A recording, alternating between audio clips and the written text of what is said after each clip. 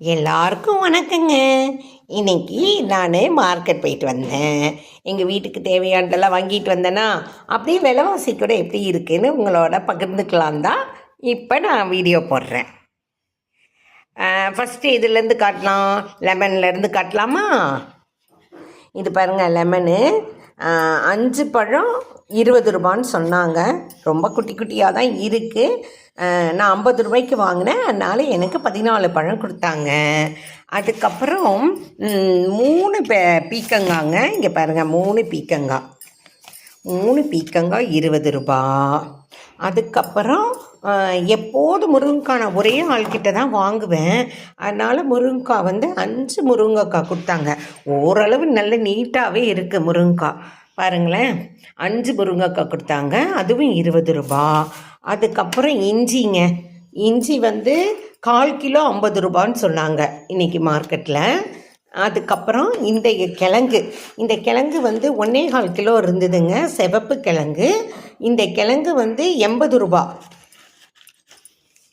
அப்படியே 80 ரூபாங்க. அப்புறம் பப்பாயா 1 கிலோ 40 ரூபா, இது 1 கிலோ தான் இருந்தது. அதுக்கப்புறம் சின்ன வெங்காயங்க 1/4 கிலோ 100 ரூபா.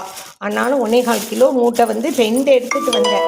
அவங்க 1/4 கிலோ எடை போட்டு வச்சுருந்தாங்க, அப்படி 2 எடுத்துகிட்டு வந்தேன். எனக்கு அது 10 நாளைக்கு வரும். வாரம் மார்க்கெட் போக வேண்டிய அவசியம் இல்லைன்னு.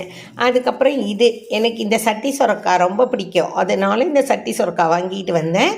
இது கூட 40 ரூபா. அதே மாதிரி இது பூசணிக்காய் கூட 1/4 கிலோ பக்கம் இருந்தது, இதுவும் 50 ரூபா.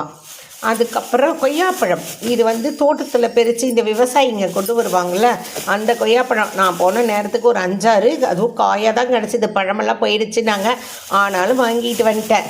அதுக்கப்புறம் வெத்தலை வாங்கினேன், கொஞ்சம் வெத்தலை வாங்கிட்டு வந்திருக்கேன்.